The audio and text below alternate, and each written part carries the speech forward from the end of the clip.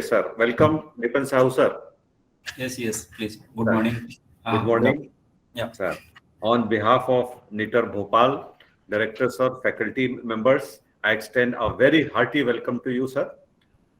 Uh, also, on behalf of participant, I extend a hearty welcome to you. Sir, I would like to tell you something about this ATAL FDP. It is by AICTE, which is for teachers of AICTE institutions pan-India. So there are more than 100 teachers who have logged in. Around 200 had registered online, but due to certain occupancies, more than 100 persons are here. Sir, the title of the FDP is Innovation, Entrepreneurship and Startup. So there are many faculties, but what we thought that you are the most befitting for this particular theme. And I really thank you for extending your services, sir. Before you start, I would like to read a brief profile to introduce you to the participants. Currently, sir is serving in the capacity of Assistant Innovation Director at the Innovation Cell of Ministry of Education, housed at All India Council of Technical Education, New Delhi. His association with AICTE since 2017 as a core member of the implementation team for the National Innovation and Startup Policy for Higher Education Institutions. Just a minute. Okay. Also, sir is taking lead in designing and implementing other major national policy initiatives such as ATAL ranking of institutions on innovation achievement, Institutions Innovation Council, that is IIC, Innovation Ambassador, IA, National Innovation Contest, NIC, approval of MBA PGDM in Innovation, Entrepreneurship and Venture Development program in HEIs, and implementation of various programs related to innovation, pre-incubation, incubation, and entrepreneurship promotion and support in HEIs. He has a very vast experience, and he also holds a master's degree in development policy also. Also, he was associated in many of the executive and entrepreneurship development programs with IIT Delhi. Then he was also with Assess as senior program coordinator. Also, he worked with ICECD in December 2013 to August 2015. Also, he was a core team member of a startup with KIIT TBI, that is Technology Based Incubator, and he was also program executive of e-Agro project piloted by Grameen Intel JV. He was deputy manager for green technology transfer and management and project management consultant of micro watershed development. With FITT, he was executive, entrepreneurship and innovation, and therefore, I say that he is the most befitting person for this particular FDP. He has taken himself many initiatives, guided many persons, and he's also at the policy designing level and implementation level. Sir, the floor is... So thank you, Professor Nitish Dubeji, for a brief introduction, and also thanks to NITAR Bhopal, Director, Director of NITAR Bhopal, and all the members. Those are part of this program, especially the participants and the institutions of this faculty development program at NITAR Bhopal. Coming to the today's topic, the topic is on the ecosystem development in Indian higher educational institutions. So this is very promising and also appealing to many of you, because you all are the part of this higher education system of our country, and also you are the person those are going to influence the students most, because there is a strong association between the faculties and the students, because the students, they spend most of their time in their productive years in the colleges or the institutions, and everybody, we all have to have a good understanding, experience on innovation and entrepreneurship. Then only we will be able to translate and transmit the right things to our students. Coming to the today's topic, let me share my presentation with you all, and just for 1 minute. Okay, so as the topic says that it is on ecosystem. So there are so many facets of ecosystem development. Let's start from the macro, then we will come down to the micro. So we can have both the approaches, right?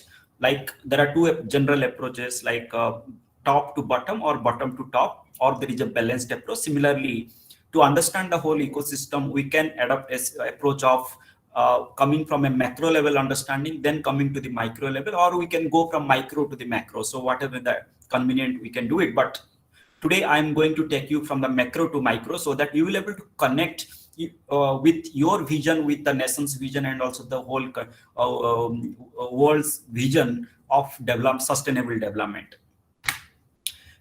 Let's focus on the in this global competitive market.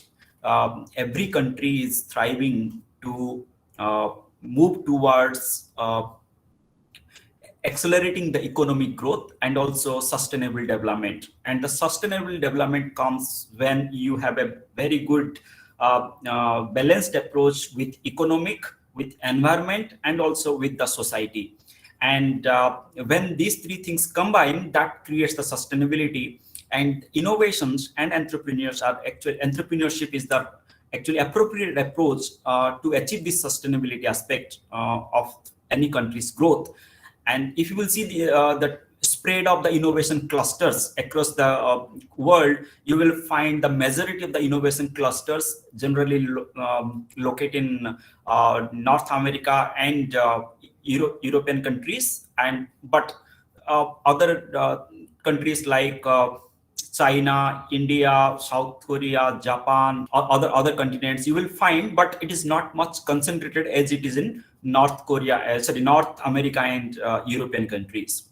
And the whole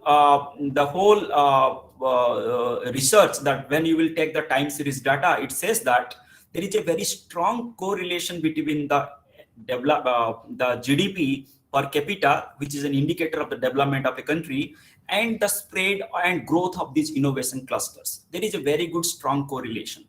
And India is suitably placed in this graph, which says that the growth of our country will lead with the development of science and technology clusters, and that how we are going to channelize the resources in better way.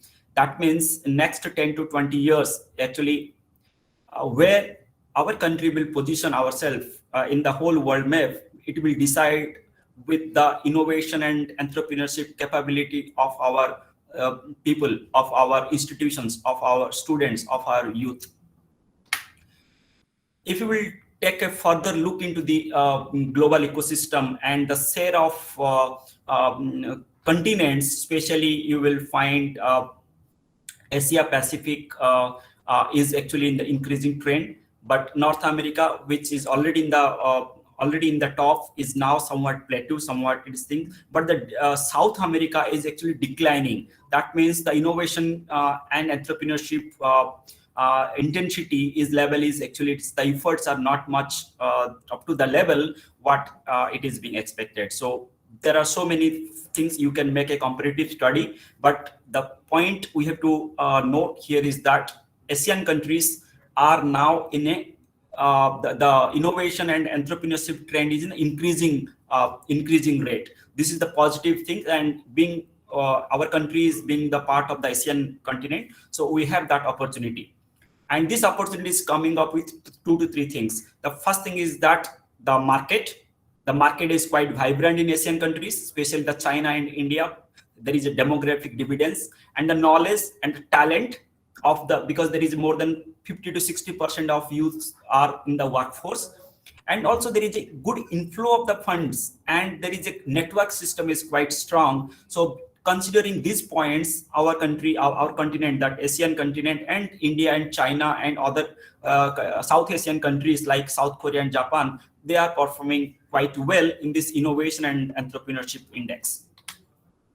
There is another indicator of global innovation index. Actually, India made a very impressive jump from 86th position to 46th position in just 6 years, and which indicates that we have improved in majority of the things, but still our country is lacking in other aspects, like especially on the knowledge and technology output aspect. We are quite low, right? And in creative outputs also, we are not performing much well. Infrastructure wise, India has created the infrastructure, but utilization of that infrastructure is not appropriate, because our human capital is not is not much competitive in terms of utilizing the infrastructure in better way. Our institution system is also not up to standard. It's not standardized to the level to make you channelize all these resources in an efficient manner. So there are so many facets are there as part of the global innovation index, where India needs improvisation, and India also needs to focus on the weak points to convert into strength points, and further strengthening of the points where we are already strong. Comes to the another indicator actually, which gives a better bird-eye view of picture of the innovation and entrepreneurship in the global scale. That is called Global Entrepreneurship Index, which is being measured on different 14 parameters. And when you will see the where India stands, actually India stands in the 78th position. And this is quite far away from the top positions. And I think where we are lacking is the attitude, the entrepreneurial attitude of our youths, or of our the students, or you can say that the workforce. Then entrepreneurial ability of the students or the youth, then aspiration level of our youth. So there are three things where our countries needs to improve upon. That is called enhancing the entrepreneurial attitude, improvising the entrepreneurial ability, and increasing the aspiration of the youth to see a big picture. So these three things are actually where we are now scoring low, and we have to improve. And how these three things can be improved? These things only can be improved when we will give a better learning environment to our students during their academic period, to think, to act, and to engage and practice on an innovation and entrepreneurship. So if students have to do all these things, then who is going to be act as an enabling agent? That is called institutions where they are studying. And in that institute, who are the change agents? That they are the faculties are the change agents. So now you can connect that how the whole country, how the whole world, and from world we are coming closer to the continent, then continent to the country, then from country we have analyzed certain factors. Those are actually influence and also impact the innovation and entrepreneurship output of an economy, and especially focusing on the attitude, ability, and aspiration, where the institution and the faculty's role is very, very important and paramount. So this is what a macro picture, and coming down the micro picture. Then we will go to the next stage. I hope you all understood very well about the process and how the whole from macro to micro that I have just mentioned now. Coming to the now specifically focusing on our country, India is now actually whole world is now recognizing India as an emerging startup nation. I hope many of you are aware about the Israel. Israel is already it is one of the proven startup nation in the world, and India is emerging as another startup nation. So we are now in the emerged category.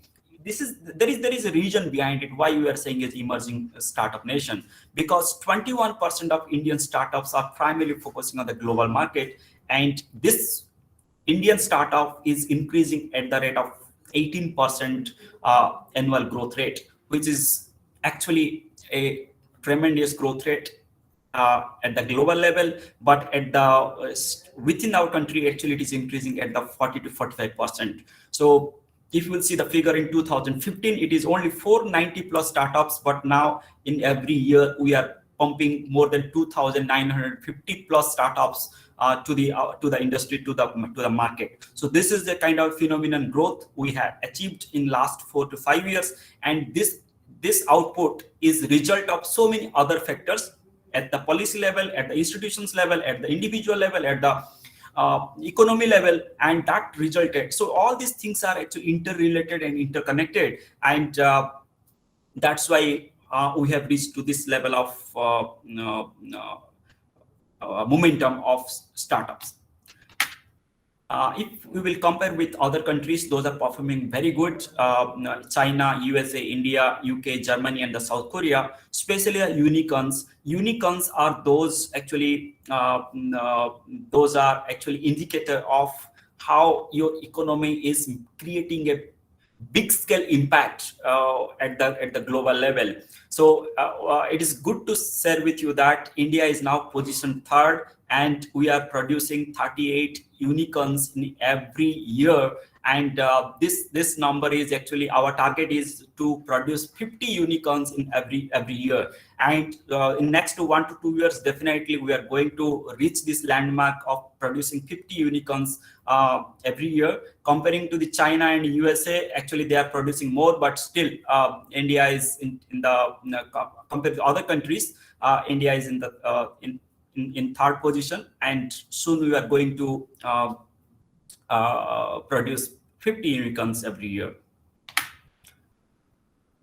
Why India is now why India is as a preferred destination, or is a kind of a preferred place for the startups?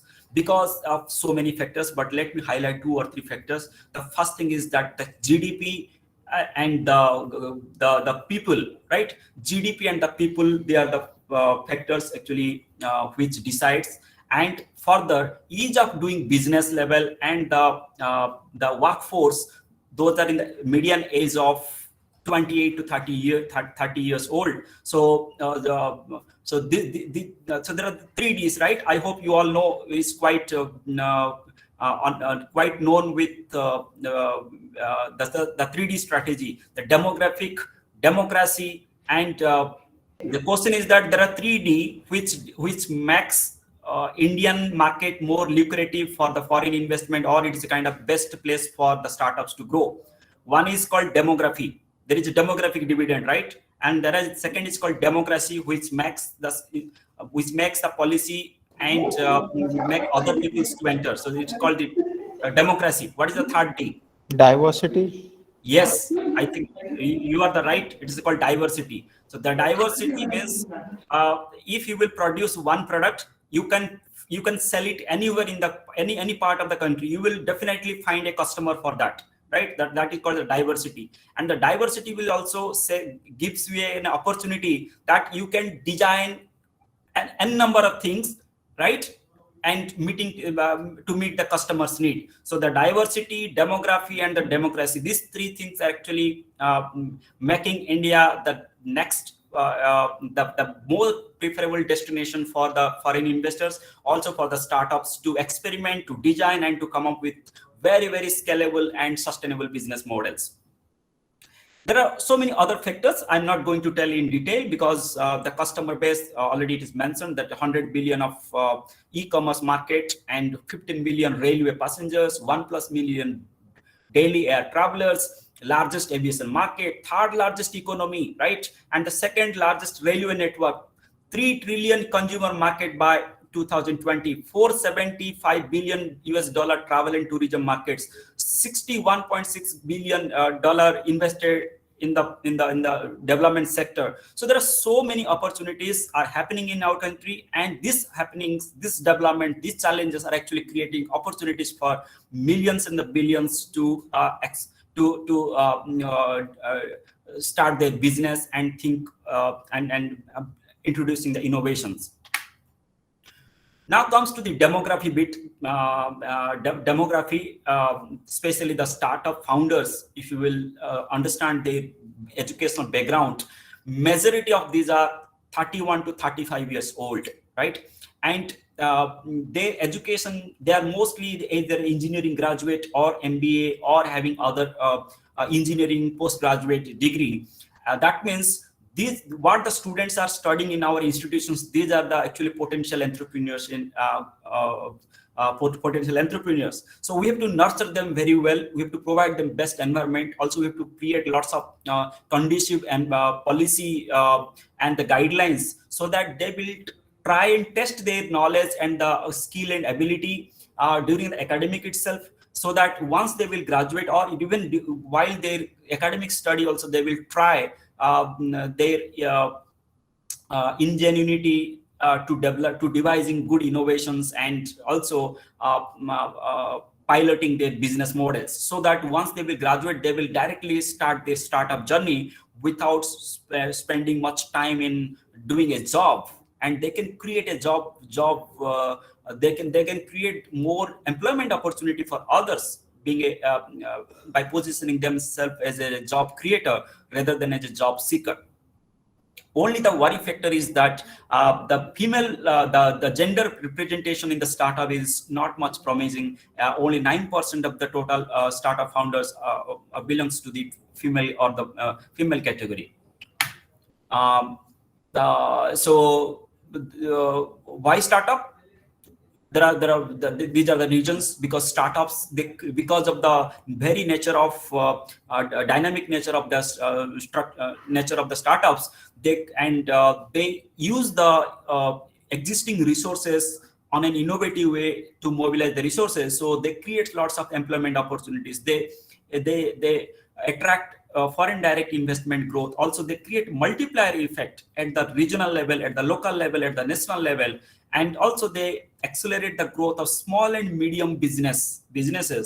And all these things actually enhance the lifestyle of the citizens. It creates growth opportunities. It creates the wealth generation at the local, at the regional level. Especially if we will talk about the impact of the COVID-19 crisis. So sometimes many economists, they said that they get devastated like that, but actually in our country, the startup growth has just increased, and actually there is a good positive response by the startups. Especially they have used this crisis into as an opportunity, and the growth in terms of the unicorns, the growth in terms of the number of startups has actually increased especially in the post COVID-19 crisis.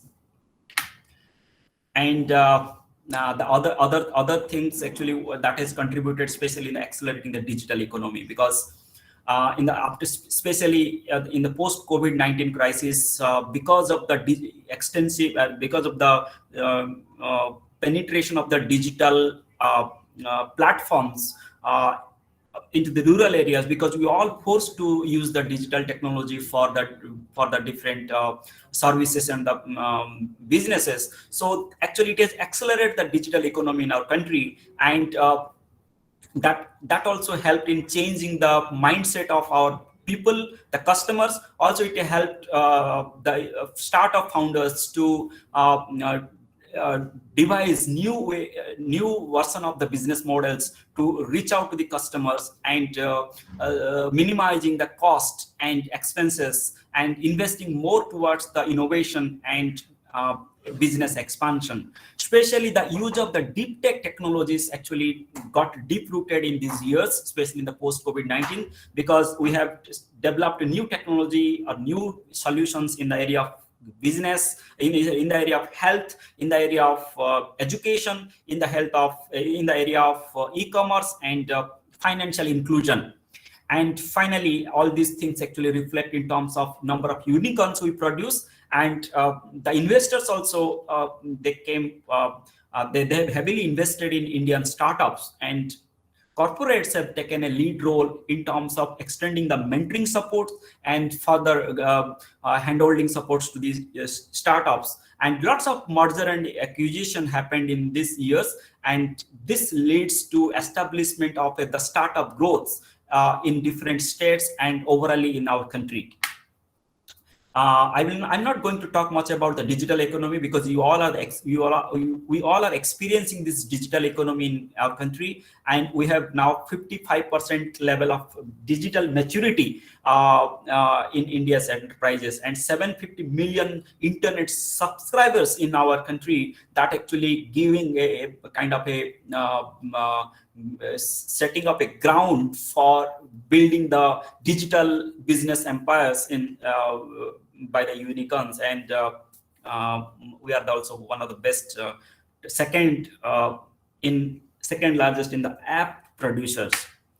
Finally, the ultimate objective is that where we have to go. The clarion call given by the Honorable Prime Minister of India is called Atmanirbhar Bharat. Actually, whatever we have discussed, all this ecosystem development, all this connecting with the ecosystem enablers and the unicorn startups, innovations, finally it is going to merge and converge at the point to achieve the ultimate goal of making India Atmanirbhar, right? And for this, actually, all these efforts, what we are doing, actually directly or indirectly contributing to this self-reliant India. For this government, not only the central government, also the state government, they are doing their part. They are trying to bring and introduce and implementing the startup policies, innovation policies at the different level. And every government, state government and the central government, the various ministries, the agencies, they are trying to create infrastructure, not only to the like incubation, the pre-incubation, also they are creating other supported infrastructures to make all these ecosystem enablers and agencies to connect and help to facilitate the whole process. Especially government has introduced a very good layout rules on exit options, especially for the entrepreneurs, especially those who want to concentrate on one innovation and get out and again focus on another innovations. For this kind of things, we have very good structure, especially OPC, one person company structure you will find. Then there are also the liability limited liability partnership structure. So these are the quite more hybrid and more appropriate structures for easy exit and give a good scope for the merger and acquisition and jumping into the another innovation and creating another level of business. Similarly, at the ease of doing business level, also India is doing good, and we have introduced lots of incentives, especially subsidies and the funds to encourage our youths, different incubation units, pre-incubation units, institutions, and the startup founders to continue their efforts to towards the growth of the enterprises, also the business they are associating with. Another benefit you can see that is called tax benefit. Government is revising the tax structure on regular basis and helping and providing the most relaxed and kind of a good tax regime mechanism for the startups. Especially they have introduced the angel tax, then created the fund of fund program where investment and the scale up can be achieved in terms of the investment and mobilizing the mobilizing the investment opportunity, investment resources for the startups. So these are all about what we've discussed. This is all about the country level efforts and how whole country's ecosystem and how we are moving towards. Let's come to the what Ministry of Education, especially the innovation cell of Ministry of Education is doing. So because you all know that all educational institutions are comes under the ambit of the Ministry of Education. So Ministry of Education has innovation cell has a different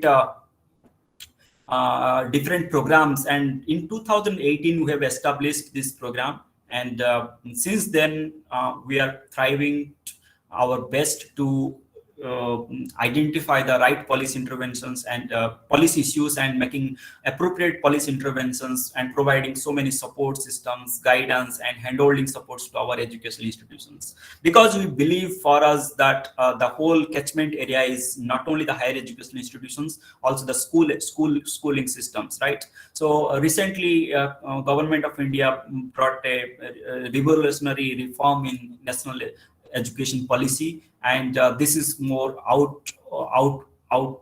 outgoing and kind of a forward-looking policy approach, where the innovation, entrepreneurship, and intellectual property, and the research and the commercialization of these innovations has given extra weightages and extra high important as not only at the higher education institutional level, also at the school level. So coming to the various programs, so the Smart India Hackathon is one of the more well-known program among the technical institutions, also among the students from engineers, computer science background. It started in 2017, and now we have reached to a level where we can proudly say that Smart India Hackathon is not only established itself as an open world's or the largest open innovation model, also it has created it has changed the mindset, also it has changed the approach to solve a problem by the students. It has triggered the creative tendency and mindset of the students to identify a problem, to solve the problems, not only belongs to the society, also the government's problem and the industry's problem. And also Smart India Hackathon helped the people to understand and work in a team and work in a very diverse system of culture and the people and thought process. But finally, SI has made a dent to create the changes in the behavior and the approaches at the institutions level, especially in the engineering institutions. Similarly, another program we have started in 2018 that is called Institutions Innovation Council. This Innovation Council actually we have developed based on considering the system was existing during that time in our educational institutions. We have identified three major issues which was very important to address during that time. The first one is called institutions has no mechanism of streamlining and strengthening the campus innovation and startup ecosystem, and there is no much cohesive and synchronization efforts among the departments, and there was no system to undertake the activities throughout the year. So this is what Institution Innovation Council makes sure that in the same, the council represents the experts from faculty, from students, from external experts to come together, form a council, and where all the departments also they have to mobilize their resources and they have to synchronize their efforts and IIC is the only face of the institute for innovation and entrepreneurship, and IIC makes sure that such innovation and entrepreneurship activities should happen on regular basis, on regular interval in the campus throughout the year, so that students will get maximum exposure and for participation in activities, also understanding the jargons, concept, and also will get opportunity to engage and practice on innovation and entrepreneurship assignments. So all total, IIC has set up a model, and that model is so flexible, dynamic, and also accommodative in terms of embracing so many factors which was not taken care of earlier. And this is what IIC and IIC so far now we have more than 2,700 IICs in higher education institutions spreading across the country, and they are now working on a network mode, and all IIC institutions are now interacting and they are mobilizing. They are having a knowledge sharing mechanism, and they interact, they channelize the resources. So it's kind of a very dynamic and vibrant ecosystem has been now established in more than 2,700 institutions. Similarly, another program we started in 2018 itself, but it was launched in 2019. So it's called ATAL ranking of institutions on innovation achievement. This is first of its kind program in world and also in our country, that we have attempted to convert the subjective nature of the ecosystem into objectively defining the what ecosystem mean. So the subjective, converting the subjective to objectivity is mean. It says that earlier there were efforts of promoting and supporting the ecosystem, but nothing was measured objectively. There was no much indicators to define inclusively or comprehensively what ecosystem does in. But in the ATAL ranking of institutions on innovation achievement, it has laid down a set of indicators and also the parameters, which not only measure the efforts of the institutions they did in any particular financial and academic year, it also gives a benchmarking. It benchmark institutions' practice, and also it gives a comparative study and comparison with the other institutions at the national level, at the regional level, at the state level, and it says that in which parameter you are strong, in which parameter you are not strong, and where you have to focus, and how you are going to where you need mobilization of the more resources. And finally, the objective is making your institutions is one of the best place, and there is a inclusivity in your system, in your ecosystem, rather than approaching ad hoc basis on here and there and on isolation. Coming to the hackathon now, when we started hackathon in 2017, it was only one like a Smart India hackathon, but later the different editions, different versions of hackathon came, like ASEAN Indian hackathon, India hackathon, then drug hackathon, drug discovery hackathon, toy hackathon. So similarly, so many hackathons, and now we are running another 3 or 4 international hackathons with different developed countries. Another platform we came up with called Yukti 2.0. This is a platform where student and faculty can submit their innovations, and these innovations will be supported through a separate mechanism established at MIC. And Kapila program is another program where there is a financial support to the institutions, especially the faculties, if they want to file a patent in the name of the institute, right? So institute should be the applicant name, and if they want to, then there is some financial support to be provided through this program, Kapila program. So all these are the programs. When it combined, it creates lots of impact. And I'm not going to in depth about each program, because again it will take lots of time. It is a each program itself has kind of a 3 to 4 hours session. But I will just in when nutshell, I will highlight each program, especially the National Innovation and Startup Policy.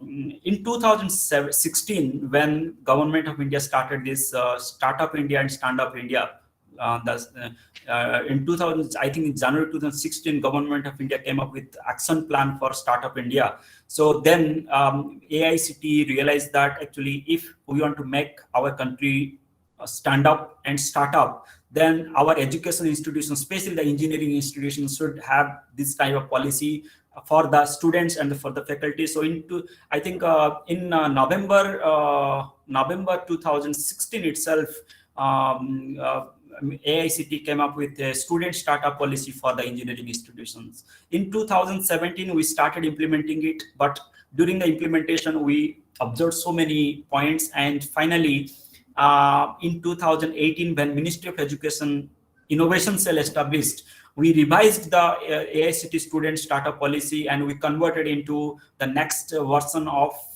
startup policy. We call it National Innovation and Startup Policy. And this is a guideline for the higher education institutions, how they are going to make that institute innovative and entrepreneurial. So far, 4,000 plus educational institutions, ecosystem enablers are now engaged in the process of NISP implementation in educational institutions. 2,550 plus educational institutions are now part of this NISP campaign, and they are adopting the NISP. 2,600 faculties from all these higher education institutions. They have already received training on NISP adoption and policy formulation. 700 plus institutions are already formulated their policies. You can see all these things in NISP webpage, and 400 plus higher education institutions, they are now implementing these policies that they have formulated as part of NISP adoption. So this is in nutshell about NISP. But NISP, if you will go through the document of NISP, it will give you a picture that how we have addressed all these gray areas like incubation, pre-incubation, then IP, intellectual property ownership, equity sharing mechanism, and then revenue sharing mechanism between the faculty, student, and the institutions for the technology developed within the institute.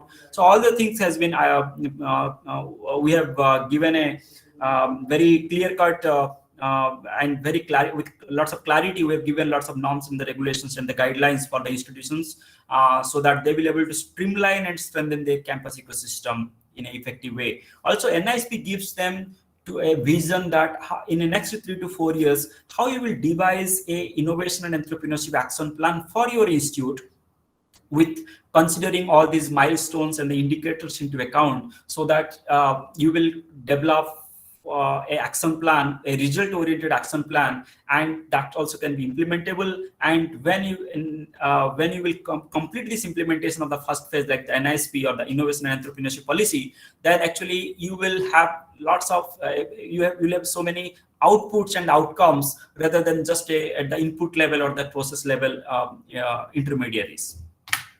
Comes to the IIC, already have explained about the IIC, but only good thing, the part I have not explained is called, we have created a very good robust IT platform to manage, to operate, and to measure these institutions, innovation councils established in these higher education institutions.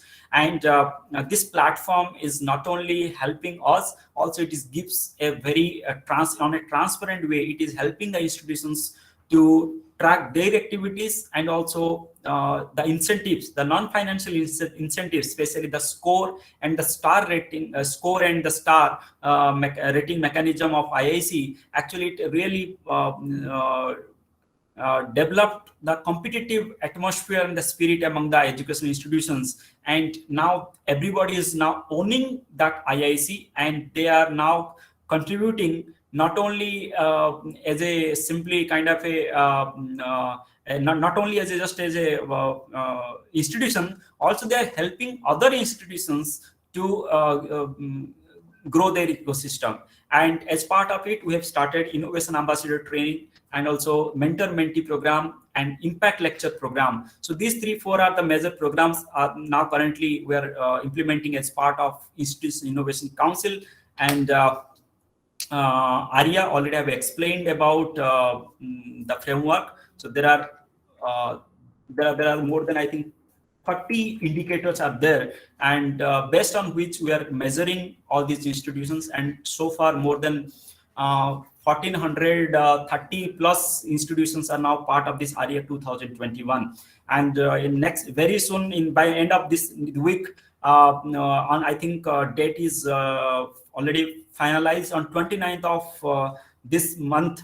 The ARIA 2021 is going to be declared, and the formal letters and formal communications will reach very shortly to our institutions. And the journey of ARIA is really impressive and the phenomenal, because when we started this ARIA in 2019, we had only 490 plus institutions took part in this ranking framework. And in 2020, the number reached to the 670s or something. And but in this ARIA 2021, for the third edition, that this number is just quadrupled, like 4 times. And now we have more than 1,438 institutions are now part of the ARIA framework. So you can see, and all major IITs, NITs, IIMs, universities, private colleges, government colleges, even non-technical colleges are part of this ranking exercise. And now they are they're competing with their other institutions of their category. So now comes to the actually how these policies are actually helping, right? So there are I have mentioned these three programs. One is called NISP, then it's called IIC, and it's called ARIA. So all these three programs are now interrelated and interconnected and also integrated. So if you will understand the macro level at the Ministry of Education level, so these three are the major programs. But if we talk about the micro level at the institution level, so this NISP helps the institutions to have their own policy, to develop their own innovation and entrepreneurship policy, which we call the policy formulation, where the IICs established in that institute helps in implementing that policy designed by the institute in a time-bound fashion. That we call it a policy implementation. And policy implementation is achieved, the IICs are playing that policy implementation. But while in the policy implementation, the result comes through the policy implementation, and the output, you can say it is an impact creation. And this outputs also you can provide as part of ARIA ranking exercise, and the institute will get the score and band for the efforts they put towards the innovation and entrepreneurship, right? So all these three major programs at the macro and micro level all are synchronized and interconnected and integrated, and it has created a multiplier effect in our education institutions. And now we have started experimenting all these models in school education system. So this is our next level, and the purpose is that we have to build a system, we have to enable our institutions to drive, and gradually we have to also withdraw from that our system, so that let the whole movement will be driven by the institutions rather than the government. So this is what our strategy and approach towards creating the ecosystem. Now comes to the last section of our training today. That is because all of you are the faculties, and you are the part of this faculty development training. So we have started a program called Innovation Ambassador Training Program. I hope many of you are already part of this Innovation Ambassador Training Program. But still, let me give you some highlight about the Innovation Ambassador Training Program, how it is helping. So this Innovation Ambassador Training Program, through which we are trying to pass the knowledge and the skill and the information on various emerging areas like design thinking for developing a problem and solution fit. We are giving knowledge on training on innovation, how to create a product and market fit. We are giving knowledge on business model canvas and the B plan. So it helps in visualizing the business and developing a business fit. Similarly, the entrepreneurship attitude, behavior, and the skill enhancement, startup and enterprise development, pre-incubation and incubation facility management, intellectual property and the commercialization, understanding the concept of technology readiness level, manufacturing readiness level, investment readiness level, and making our faculties to apply these TRL, MRL, and IRL in their research and commercialization and startup journey. And for the emotional quotient in the business intelligence, all these aspects are actually part of our Innovation Ambassador Training Program. And so far, we have trained more than 10,000 plus faculties from these 2,700 IIC institutions, on an average 4 to 5 members per institution, to drive the in-campus innovation and entrepreneurship activities of the IIC, and also connecting with the community and the school and industries and the market, and making that institute, that education institute, as an epicenter of innovation and entrepreneurship activities for that region. Let me share with you some that how actually all these things are getting connected, right? See, the government role is to enabler. Right? In an ecosystem, government role is just an enabler. We are just bringing the policies. We can't make the business to happen, right? So who are the actual stakeholder in that business or in an environment, in a market environment? Especially it is the science, society, and the industry. These three are they make that business, right? The science and the industry. But the society, the culture and the society has an impact, and the government brings the correction in that market. So this is a market structure where industry and the science actually really they interact, and they create the business, they make the market to grow, but society, the surrounding society, the community, the culture, the practice, the thought process actually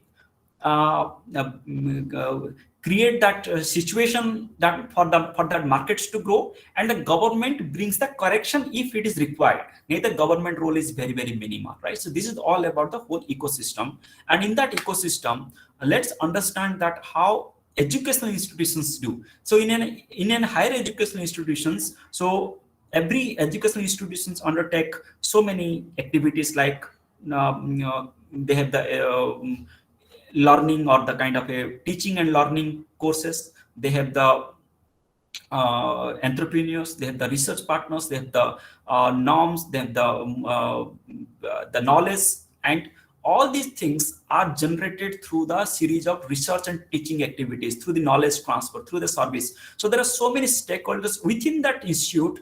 Those are actually producing these things, right?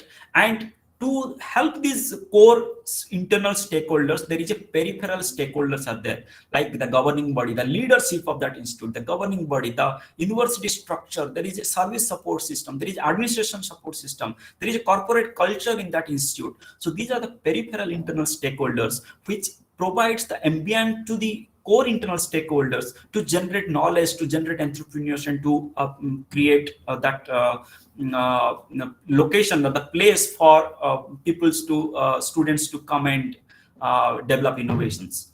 And these are the actually they are the stakeholders part of the institution, but an institute can't do alone, so they have to depend on the external stakeholders. And these external stakeholders you can classify the system stakeholder, there is can be financial stakeholder, there is a commercial stakeholder, there is a corporate stakeholder, there is a content stakeholder. So there are so many stakeholders are actually are external to the institute, but they directly and indirectly influence these peripherals and peripheral internal stakeholders and the core internal stakeholders to work on a coordinated fashion and generate knowledge and entrepreneurship and innovation, right? Once the knowledge generation happens, then the potential entrepreneurs, especially the students, faculty, and the staffs, those are part of the academic system, they generally take the lead stage, they generally take the lead to take that innovations forward to the market, and they gradually they move from an academic tag to an innovator tag, then finally they get into a entrepreneurship tag. So this is the process of how the knowledge, how the stakeholders at the different level they interact and they create the knowledge, and that knowledge being taken forward by the potential entrepreneurs, especially the students and the faculties. So this is the whole system of entrepreneurial ecosystem exists in our educational institutions.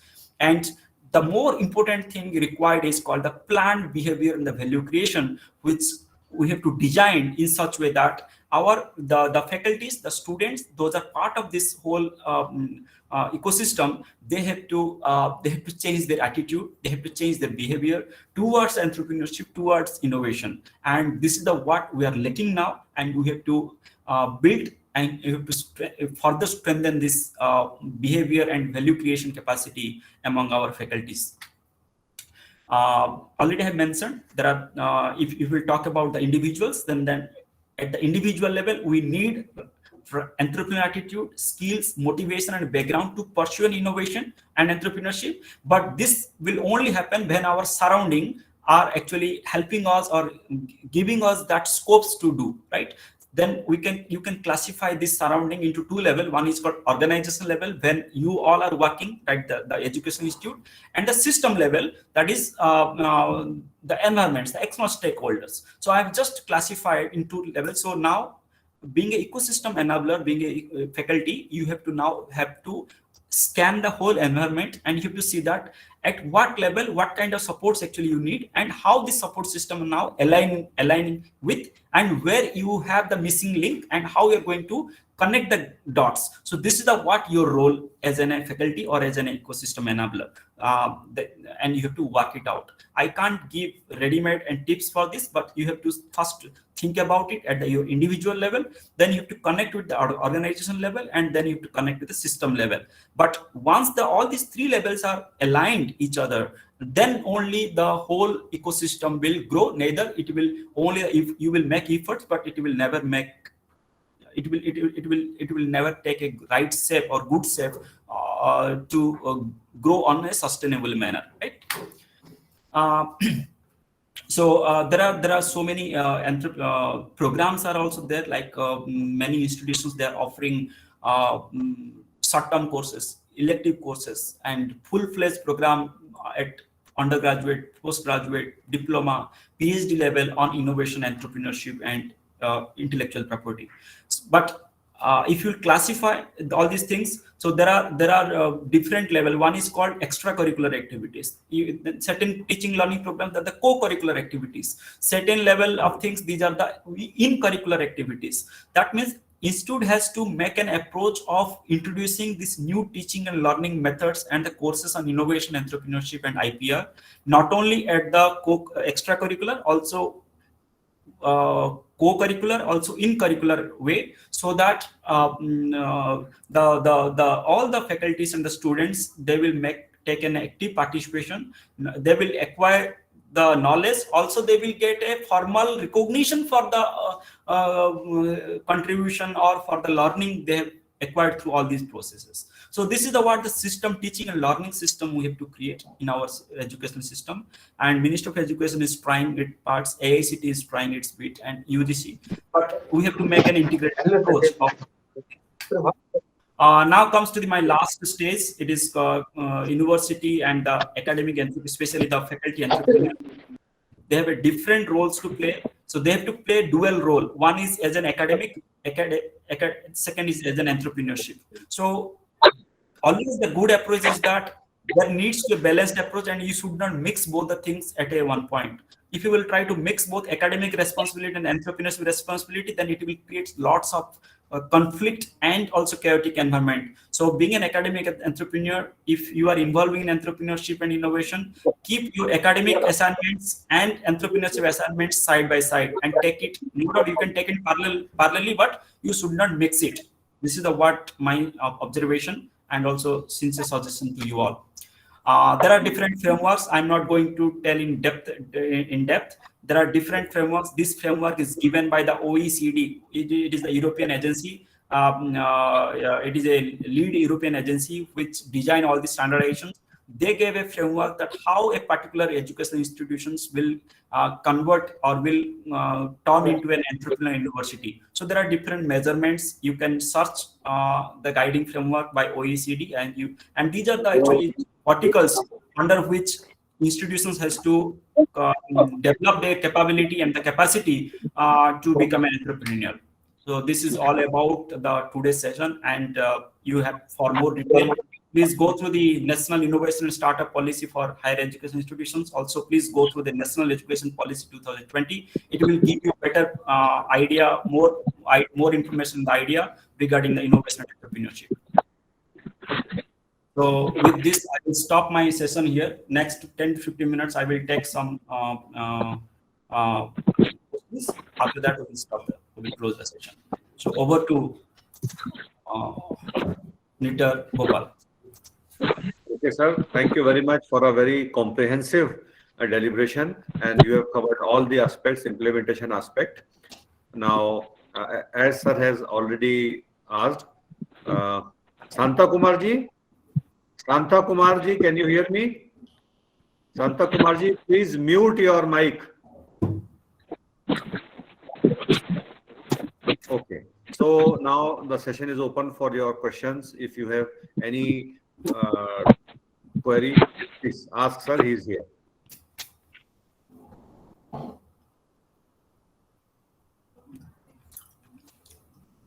Or maybe some of you may be doing good work at your IIC, so you may also share it with sir and all the participants. So that would be a learning for other participants as well.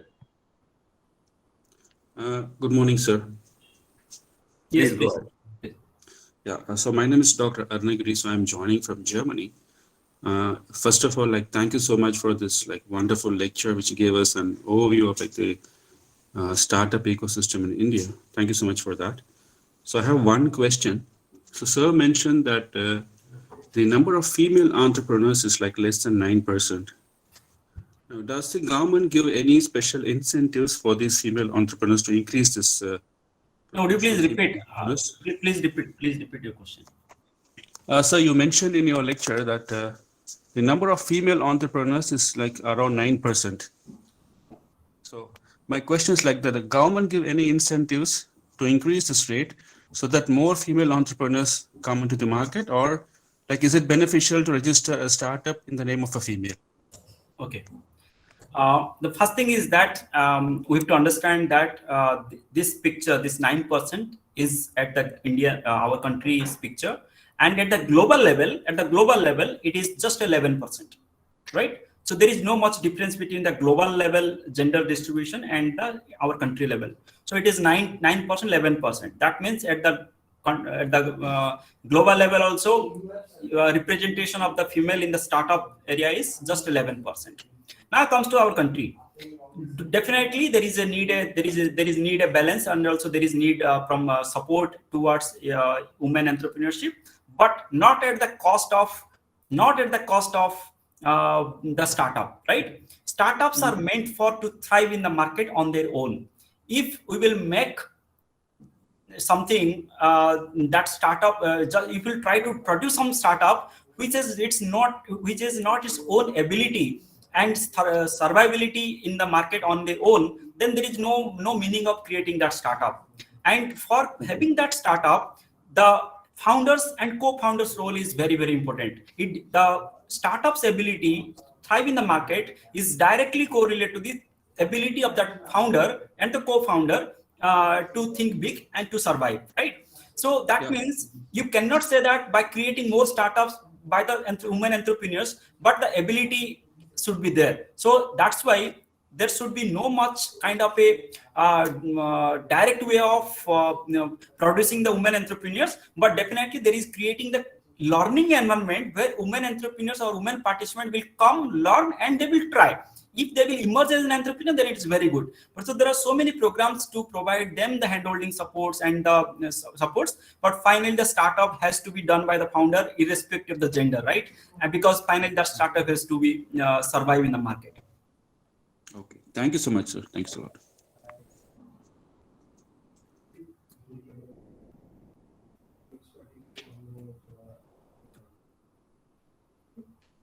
Next, any questions? Sir, good afternoon, sir. Myself, Nazi, I'm from Chennai. I'm working as assistant professor at Satyabama University. One query, sir. So, our students are related to media profile.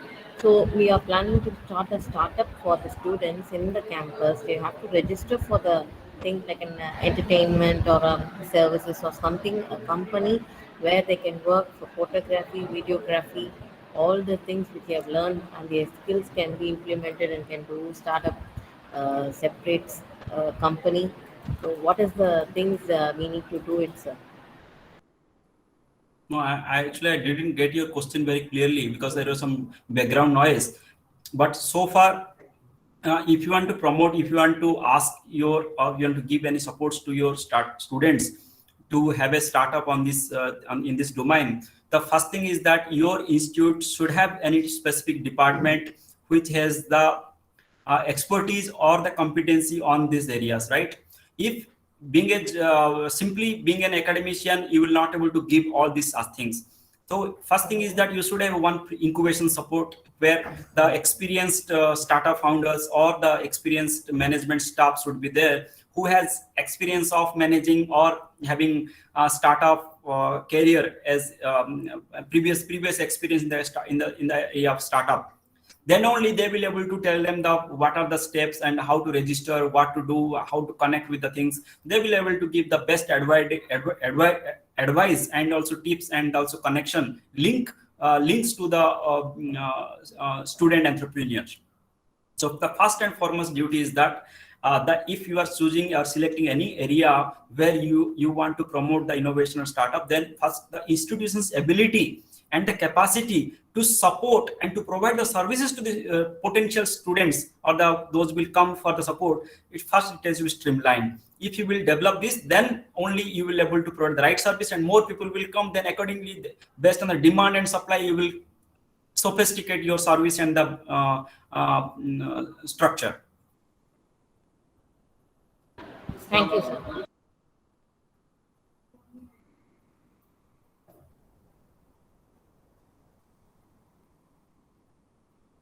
Okay, then.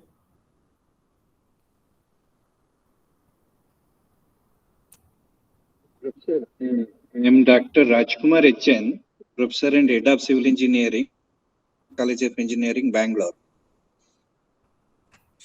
My question is, most of the startups, whatever we are going to start innovative, input is the real-time data. Unless we have real-time data to analyze the given problems or to design something innovative, but in India, the problem is whenever you go for searching the data, because once you develop, you need to validate it.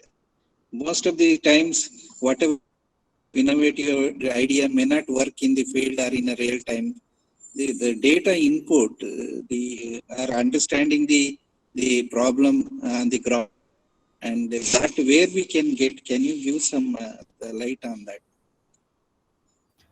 I have two perspective on this, right? So I put myself into your position, right? So if I will already have mentioned that being an academician, being an entrepreneur, if a faculty wants to become an entrepreneur, then it has to play a dual role. That as an academician, they have to give time on teaching and learning, and second is called entrepreneur. But you should not mix. You should not mix both the things simultaneously, and you should position yourself for the different role, and you have to think from that perspective. This kind of conflicts or this kind of dilemma comes when we try to think. Being an academician, I try to think from academic perspective, but wants to pursue entrepreneurship. There actually conflict comes in, right? So the entrepreneur that thinks that, let me tell you what academicians think. Academicians think from a research perspective. They set a research methodology first, and they said that for that research methodology, these are the 1, 2, 3, phase 4 kind of things is required, and they try to fulfill 1, 2, 3, 4, 5 like that. They process the method. They follow the methodology because methodology is already well set up in the beginning and starting of the research. But in case of entrepreneurship, it is not exactly that way. In entrepreneurship, it goes with agility. Like that, you have to first identify and problem, and you have to, once you will develop the solution, then you have to connect with the market. That solution and the market has to be validated simultaneously, and it is an iterative process. That means sometimes today you feel that this based on your approach, this innovation and this market or this customer has a good alignment. Tomorrow you will find that this is not there is a disalignment on certain aspect. Through your study, again you have to change this product, and you have to fit with the customer again, or you have to look for another customer who has the better fit. So it's an iterative process in each and every stage, and there is a chance and scope for change development of the product in every stages. But in case of research, it is not the process. You have to follow a very standardized and well set mechanism from end to end.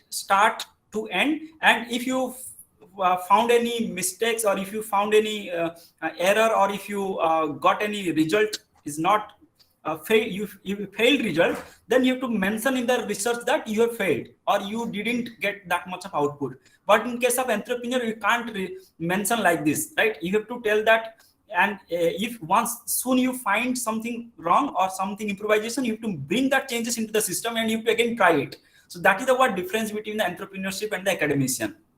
That's what I'm saying. So when you want to pursue entrepreneurship, you have to get out of that academic mindset, and you have to think like an entrepreneur, not as an academician. Again, when you will into the role of academician, you have to think about a researcher as an academician, not as an entrepreneur. So this is what actually I want to say. I hope I clarified up to some extent. Yes, Professor, that is true. But what is we developed some 2-3 products as a startups through our students. When they start going to release into the market, someone new things comes, or our product may not suit the customer requirements. Soon you have to You come have back to, to your that is lab. what you, Yes. yeah, iterative You methods can't, as you suggested. you We have can't go with the same product and without making changes. Definitely, if you will go, then definitely you will get out of the market. Okay, I think if it is over, then we'll wind up. Professor Dubeji. Sir, thank you so much for a very wonderful and interactive session. There were too many things which you comprehended very beautifully and integrated all of them. I hope that participants now have a galaxy of things with them. They themselves, as requested by you, they will find out the details. And if anything is needed, we are here to serve that. Thank you very much for your valuable time, sir. I know at the ministry you are too busy, but then also on a short notice, you gave a very nice session, sir. And we hope that our association continues with you and you will be guiding us in our endeavor. Thank you very much, sir. Yeah, thank you. Thank you very much. Thank you to all.